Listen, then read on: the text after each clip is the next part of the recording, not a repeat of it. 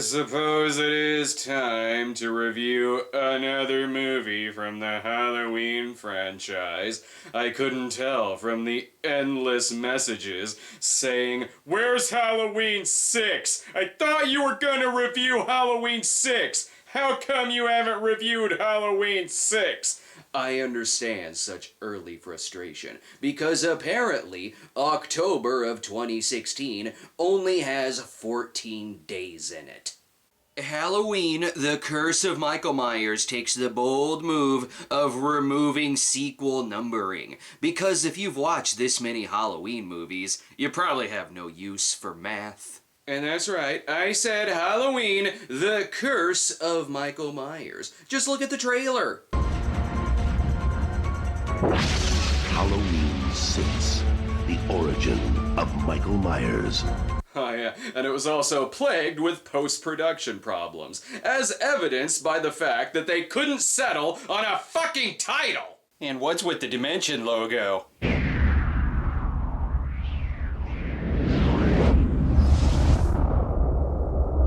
It feels like the movie is gonna open in outer space. I'm just kidding. I'm sure it flows nicely. Uncle Michael, please don't hurt me.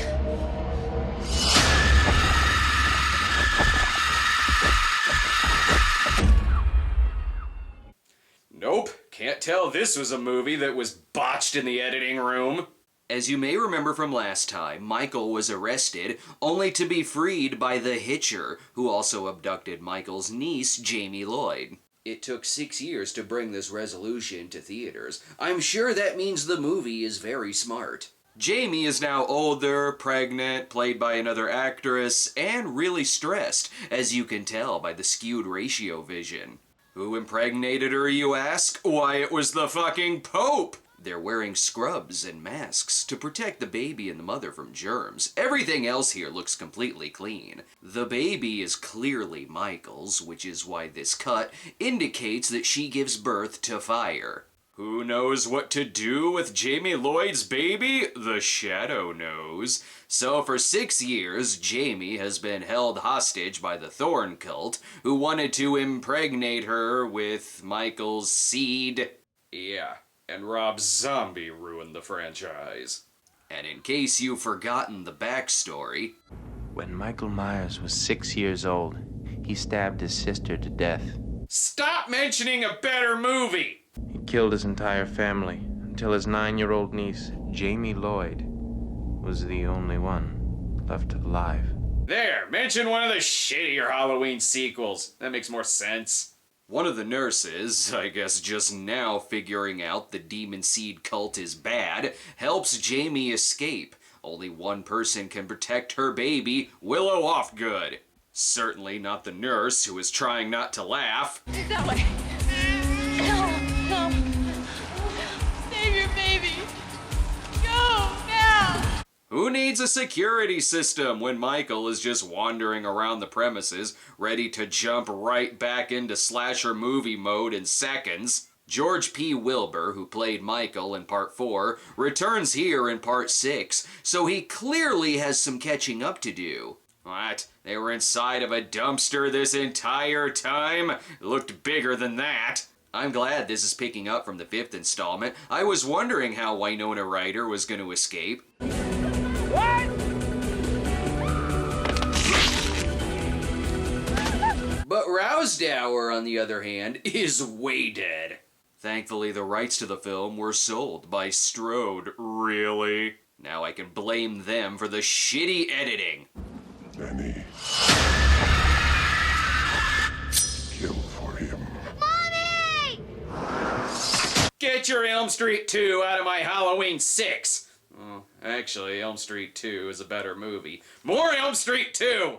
A local radio show tells us that Halloween has been banned for 6 years and is making its return, but the movie doesn't care about that, since it immediately cuts to tits while the program plays. Don't worry, the movie isn't the only one spying.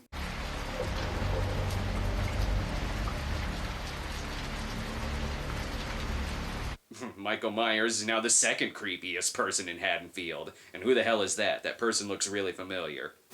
I was only 8 years old when I saw him, but I was one of the lucky ones. I survived. Holy shit, it's Jason Segel. So Paul Rudd plays Tommy Jarvis, or Tommy Doyle, I mean. He was the kid Laurie was babysitting in the original. And don't worry, Lumis is back too. I heard the old quack was dead. What, Not dead. Just very much retired. Weird first line, considering this movie was released after Donald Pleasance died. This talk show is so popular that even people who've been held captive for 6 years are tuning in. Haddonfield may have banned Halloween, but they haven't banned local businesses from looking like a shitty 90s horror film. She's now calling her agent to see if she can replace Danielle Harris in Rob Zombie's Halloween 2. Meanwhile, Lumis gets a visit from Dr. Wynn, played by Mitch Ryan. To old friends, to retirement, to new beginnings. He's the villain. They also recast Wynn, because I guess they couldn't find whoever that guy is. Instead of calling the police, Jaime calls the talk show in the hopes that Lumis is listening. And what's even more unbelievable than that is that he is. I'm starting to wonder why one of the alternate titles wasn't Halloween, I Want My Baby Back, Baby Back, Baby Back. And she still hasn't wiped her mouth from eating her first caramello in 6 years. The weird thing is that this car chase is completely unrelated. They outlawed Halloween, but not rape vans. Actually, Haddonfield does still celebrate Halloween. They just renamed it Forest Green. Speaking of, she goes into a barn since she'd rather deal with Jason Voorhees. I'm sure it was incredibly important to bring back Jaime. I see her lasting a long time.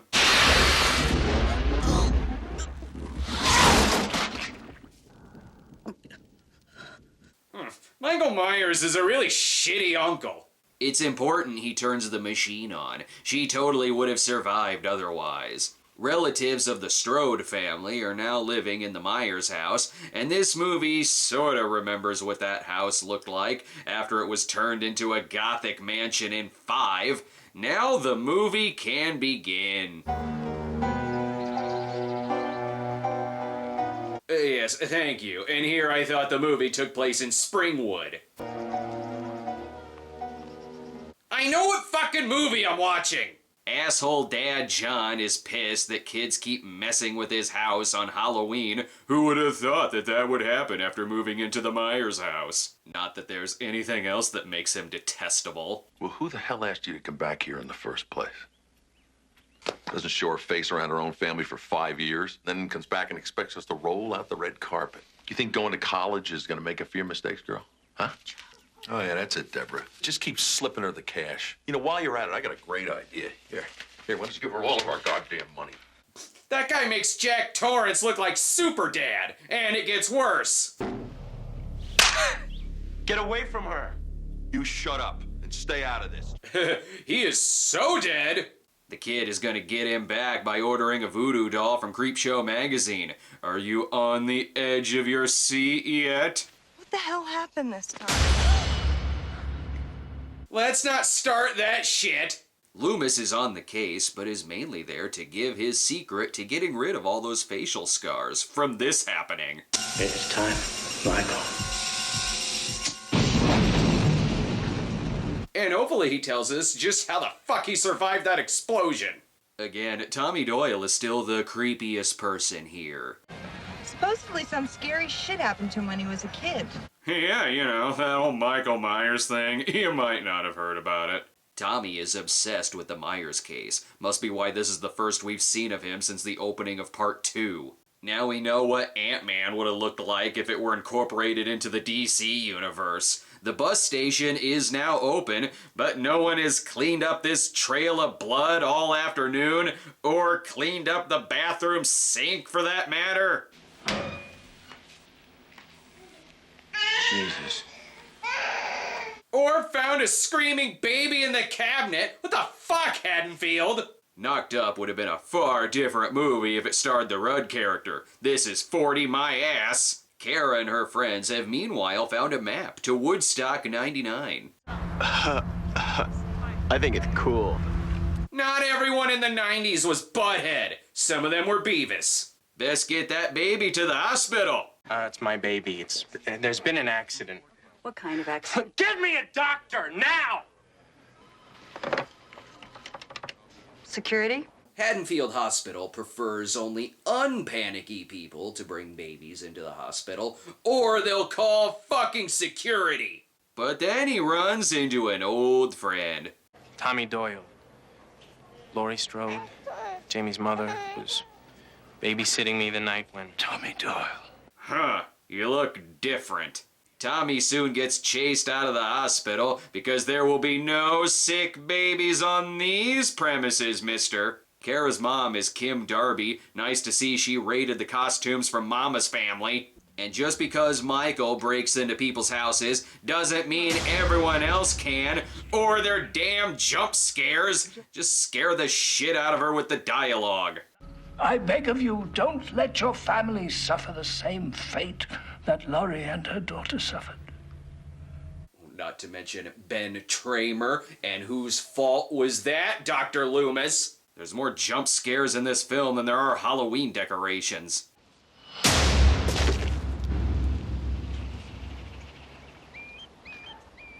Hey, remember when Tommy was a kid and dropped a pumpkin and then Michael started following him?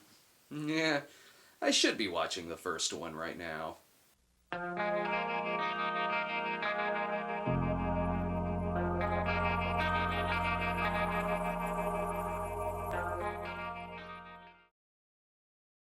Michael lurking in the background isn't as creepy when you put in a fucking stinger to tell us that he's there. She's mad at her husband for not telling her that they live in the Myers house. Okay, as much of a dick as this guy is, that's on her for not knowing that she's living in the most famous house in town. This causes her to leave, and not the fact that she lives with Trump with a perm. Her downfall, though, won't be Michael, but shitty editing.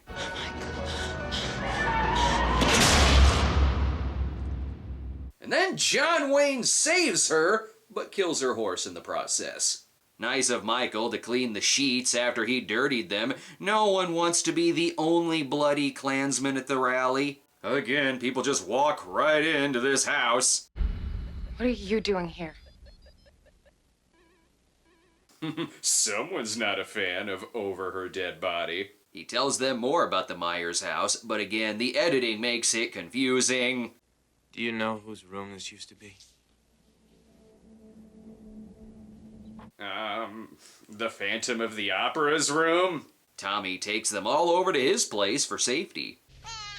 You don't really expect us to stay here, do you? Don't like it? Go back and stay with your abusive father. Nice to know the biggest headline from the 1978 Halloween massacre is that Tommy Doyle survived. Oh yeah, the real hero of the night. What, no love for Lindsay? Kara takes over bottle duty when Tommy tries feeding the baby through its nose, but soon we're given the origin in the Curse of Michael Myers subtitle. According to Celtic legend, one child from each tribe was chosen to be inflicted with the curse of Thorn, to offer the blood sacrifices of its next of kin on the night of Samhain. Remember when this series was just about a guy who kills people? Have you downloaded your Thorn screensaver yet? Oh, there's more fancy talk. The sacrifice of one family meant sparing the lives of an entire tribe. For years, I've been convinced there must be some reason, some method behind Michael's madness.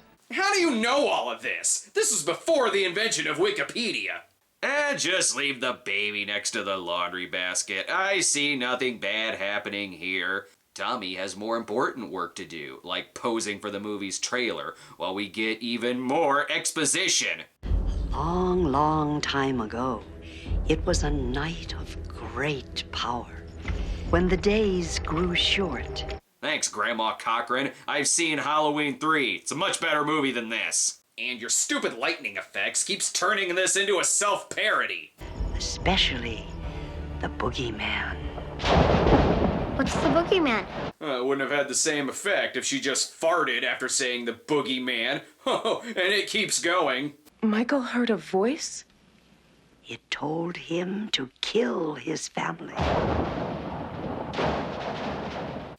So is Michael now Frau Blucher? How does no one see him standing there? And if the lightning hadn't struck, his lurking would be completely pointless. Meanwhile, at the Halloween party, Hot Topic Bride of Frankenstein was the most popular costume in '95. And who knew the mysterious man in black was the radio DJ this entire time? Just kidding, it's this guy. Dad comes home and he's had a really long day of being Ryan O'Neal. God damn it. She actually left. Oh, don't worry, she left you her jump scares. How many times does he have to tell that bitch to never put red blood in the white sheets? Told you Michael cleaned up his mess. Since this movie really wants this guy to die, I'm sure his death scene is gonna be really lame.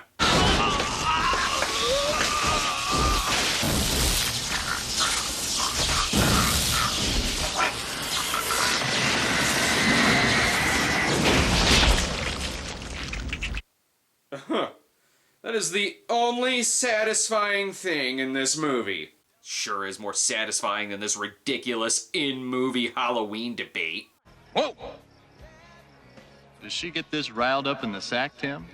I bet she wears crotchless panties and barks like a dog. Can we not let Billy Bush moderate this? When the DJ finds out Kara's brother lives in the Myers house, he instantly wants his show to be recorded there. You'd think he'd need permission, but people just walk into that house anyways. I'm sure it'll be a ratings hit.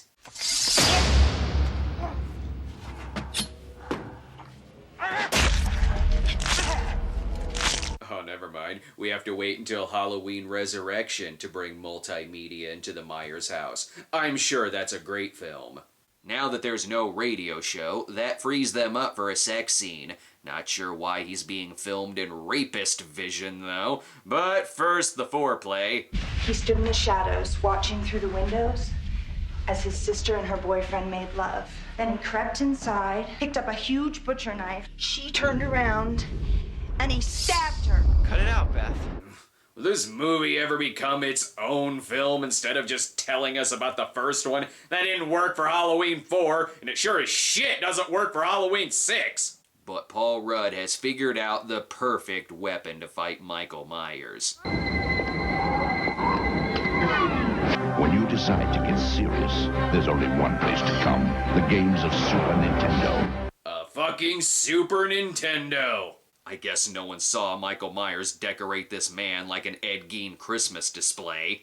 I think the real mystery should be, why hasn't Paul Rudd aged in 21 years? The answer? Thorn cult. Time now to wash off that lame sex scene.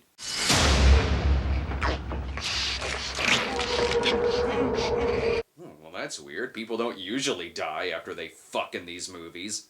Danny is getting more visions of shitty editing. Weird how the biggest hack job isn't being done by the guy who's hacking people.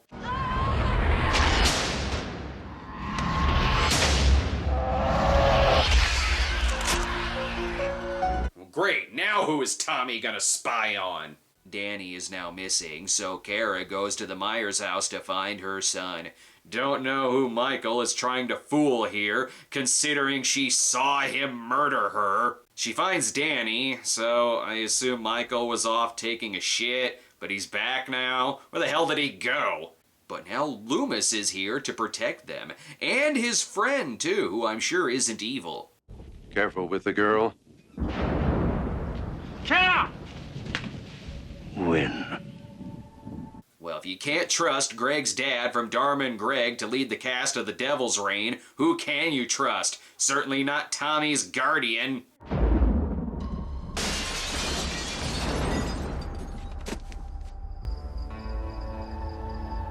She's fine. You can survive a fall like that in a slasher film, so long as you're the survivor. What's this? They're gone? Why are they doing this? Why didn't they just kill us? It's his game. Well, that's a really stupid game. Kara has been kidnapped by Thorn, and once again, she could complain about her living conditions, but it's still better than Slap Dad. Lumis and Tommy must stop the baby from being Michael's final sacrifice to Sam Hain, or to, stabilize the druid curse, or whatever. It's all stupid. And to do so, they have to navigate those long halls that are behind all the stores in a shopping mall. Lumis rather quickly finds Wynn, who wants Lumis to join him and his cult. And I'm asking you to join me. I thought Michael was a monster. But you... Dude, what are you doing? He was totally about to say yes. Uh-oh, maximum security ward. That's for people who have been kidnapped and really, really, really don't like it. He walks amongst us, brother. He's come back. Maximum security, my ass? Who the hell is that? How does it feel to be damned? Oh, shit. Okay, two satisfying things in the movie. The dad's death, and that very Paul Rudd reaction. Just the simplest change of letting Paul Rudd be Paul Rudd and hilariously reacting to horrifying things would make all the difference in the world in this film. I'm really not sure how Wynn's involvement was such a secret. They all seem pretty out in the open about this cult. And no one asked for Michael to have a motivation similar to Vigo and Ghostbusters 2. Whoa, whoa, whoa, Michael. Dads are gonna have to wait in the waiting room. You can murder people, but no lighting cigars, please. What is he doing? I know it's easy to get lost in a hospital, but it's not embarrassing to ask for directions. That's what the help desk is for. They've really amped up the weaponry since the last time Michael rampaged through a hospital. And there's much shittier lighting as well.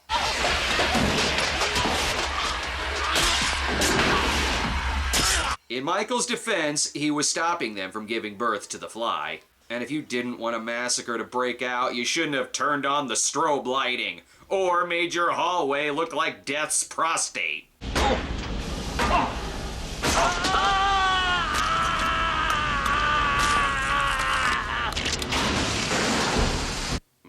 I wonder what the uncut version of that death scene looks like. God, these anti-Planned Parenthood videos get more ridiculous every day. At this point, they just give up and give him the baby.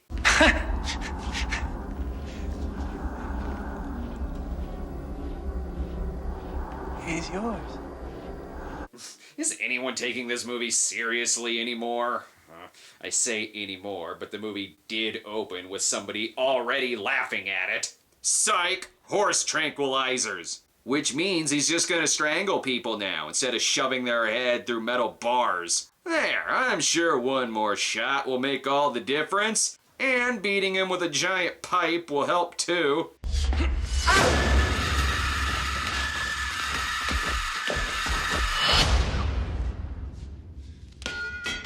You just made being hit in the head look confusing. Fuck this editing!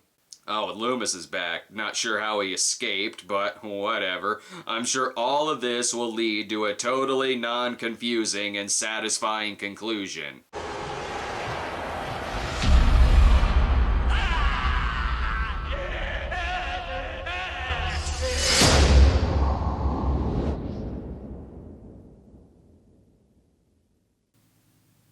What the fuck just happened? I wouldn't even call that an open ending, because that would imply that it's at least some kind of ending.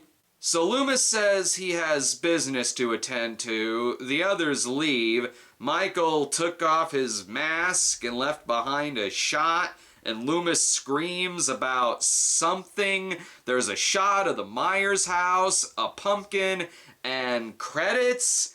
The end?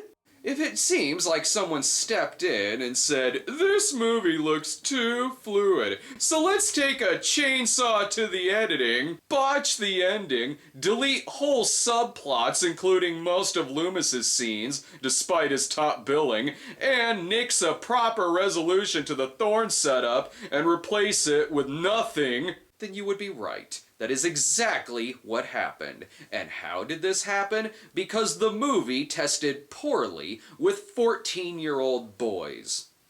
I'm not kidding. Whiny 14-year-olds who didn't like a more intricate Thorn conclusion caused the film's climax to be heavily reshot, only without Donald Pleasance because he died before the reshoots, resulting in a shit-for-brains ending that wouldn't even please a 7-year-old, let alone a 14-year-old.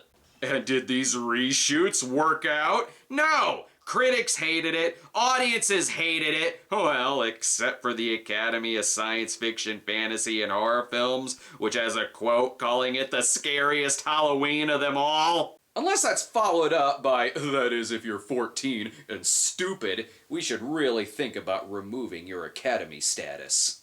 The only thing this movie did right was make people really curious to check out the original version, known as the producer's cut. That's right.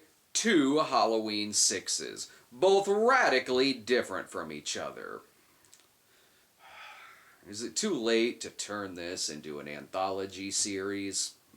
Unfortunately, yes. Will we be checking out the producer's cut? Yeah. Will it be next week? No! I gotta see about a dog. The baby. Where's the baby?